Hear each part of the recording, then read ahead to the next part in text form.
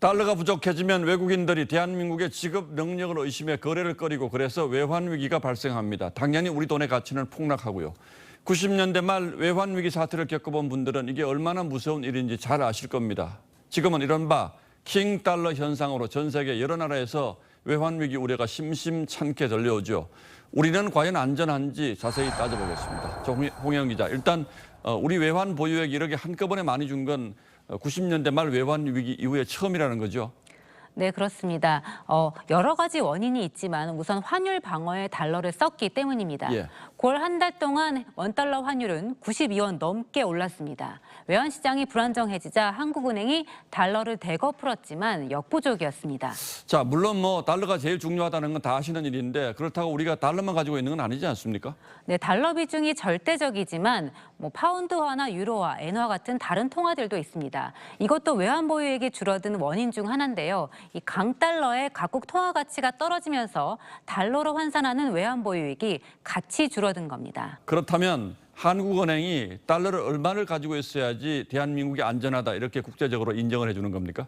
딱 정해진 기준은 없습니다. 나라마다 상황이 달라서 이 획일적인 기준을 마련하기가 어려운데요. 예. 보통 국제통화기금이 권하는 기준을 참고하는데 좀 높습니다. IMF 기준에 따르면 한국은 6,800억 달러를 갖고 있어야 하는데 우리는 현재 2,600억 달러 넘게 모자랍니다. 예, 그 절대액을 보면 상당히 이제 부족한 수준이지만 그러나 우리 경제 규모와 비교해서 이게 얼마나 부족한지 이렇게 따져보는 게 더 현실적이지 않겠습니까?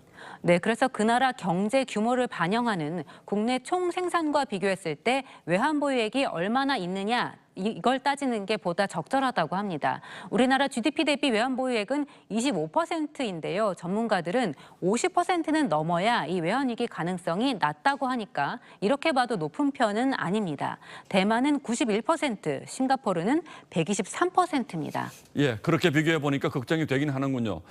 갖고 있는 달러가 줄고 있는 문제도 있지만 들어오고 있는 달러가 계속 줄고 있는 것, 이것도 문제 아니겠습니까?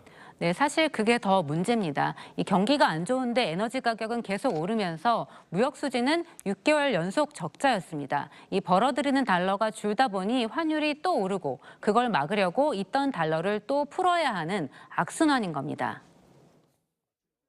경상수지 흑자가 견조하게 지속이 되면서 이런 일이 일어나면은 그건 어떤 일시적인 요인 때문이다 이렇게 얘기할 수 있지만 지금 달러 흐름 자체가 안 좋으면서 이렇게 외환 보유액이 줄면은 사실은 거시경제 안정성 측면에서 걱정이 되는 일이죠. 적어도 내년 상반기까지는 이런 달러 강세 기조가 계속 이어질 전망이 크다고 하는데 그렇다면 앞으로도 계속 환율 방어해야 되고 또 달러 외환 보유액이 줄어들 수밖에 없겠네요. 네, 달러 값이 계속 오르면 한은으로선 선택지가 별로 없습니다. 아직 위기는 아니라고 보는 전문가들도 단기적으로 이 상황을 바꾸긴 어렵다고 지적합니다. 예. 당국의 외환시장 개입으로 환율의 방향성을 바꾸는 것은 지금의 외환시장 여건상 매우 어렵기 때문에 무리한 개입보다는 우리 경제의 체질을 개선을 하고 금리를 인상할 수 있는 체력을 기르는 것이 우선시 되어야 예, 98년 외환 위기도 괜찮다 하다가 갑자기 당해서 더 충격이 컸었는데 예, 걱정입니다. 홍영 기자 잘 들었습니다.